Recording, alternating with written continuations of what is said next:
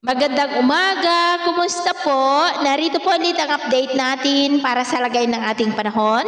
Ngayong umaga po ng March 21, 2024 na kung saan sa ngayon ay patuloy pa rin ang pag-ihip ng hanging amihan dito po sa ating bansa at kasabay rin yan ng pag-iral na shear line na nakakapekto po ngayon dyan sa silangang bahagi ng Northern Luzon.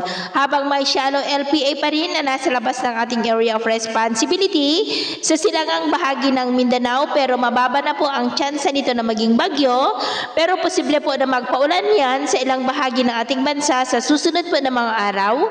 At ito naman ay pinapakita ng forecast model natin pong ginagamit hanggang po sa susunod na 2 linggo. At sa lagay ng ating panahon, ngayong madaling araw ay maayos ang panahon sa malaking bahagi ng ating bansa, pero may tsansa pa rin ng mga isolated rains dito po sa ilang bahagi pa rin ng Cagayan Valley, Apayao, Quezon, Camarines Provinces, Oriental Mindoro, Bohol, Southern Leyte, at ilang bahagi po ng Surigao del Norte. At mamaya ay sisikat ang araw sa malaking bahagi ng ating bansa, pero may tsansa pa rin ng maulap na kalangitan with isolated rain sa ilang bahagi ng Cagayan Valley, Apayao, Quezon, Camarines Sur, Catanduanes, Oriental Mindoro, Bohol, Southern Leyte, at Caraga.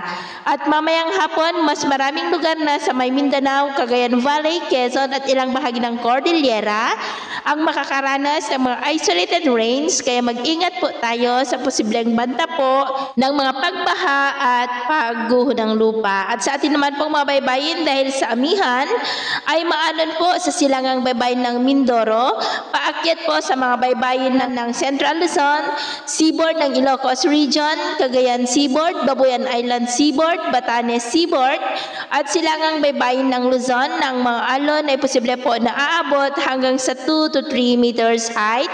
Kaiwasan po muna natin ang papalaot dyan po sa mga may kulay pula para po mas makaiwas sa mga sakunang pangkaragatan.